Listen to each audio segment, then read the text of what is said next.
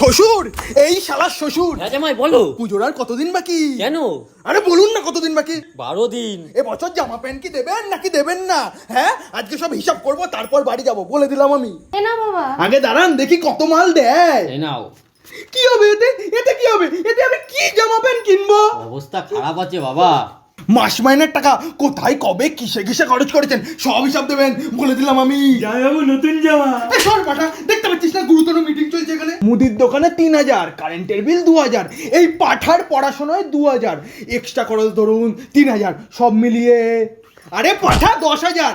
আপনার মাইনে তো 20,000, বাকি 10,000 কি করেছেন হিসাব আমাকে দেওয়া লাগবে। জামাই কি হবে? বাকি 10,000 দুজনে মিলে গায়েব করে দিয়েছেন, হিসাব দিন আমাকে। শালার জামাই তুমি কেন বলছো? এই বাবু কি হলো? এই বাবু মা মেরে ফেললো মা। আরে চোখ খোল টাকা। ও স্বপ্ন ছিল।